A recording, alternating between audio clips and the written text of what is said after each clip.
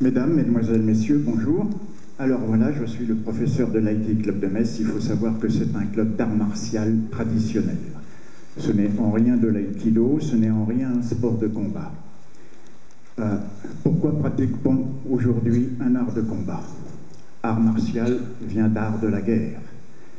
Peut-être parce que nous, Européens, avons oublié nos origines. Nous avons peut-être oublié qui nous sommes.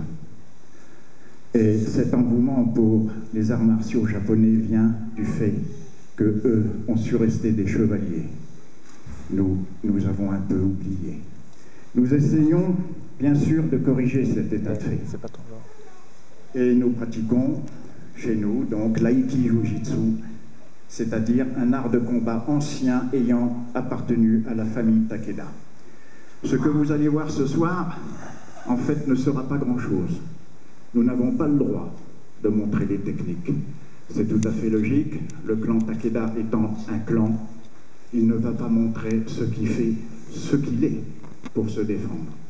Mais bien sûr, comme nous voulons être aussi reconnus, nous allons vous montrer 3 techniques de ceinture noire au sabre, première dan, 3 techniques de ceinture noire, deuxième dan, et une prestation de Hihaido qui est donc l'art de dégainer en coupant.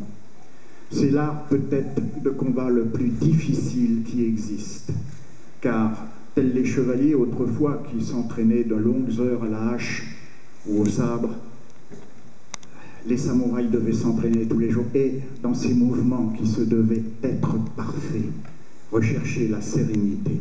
Il y a une grande philosophie et une grande leçon de vie derrière le sabre qui lui donne la mort.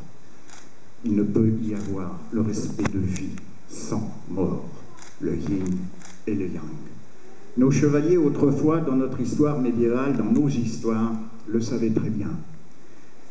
Je ne sais pas si vous êtes au courant, mais l'art de la chevalerie existe toujours, et en France, les chevaliers de l'ordre de la Légion d'honneur sont les plus connus, mais il existe encore tous les ordres de chevalerie.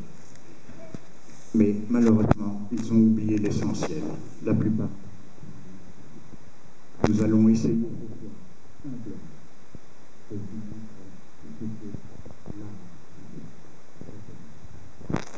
naturellement pas en totalité.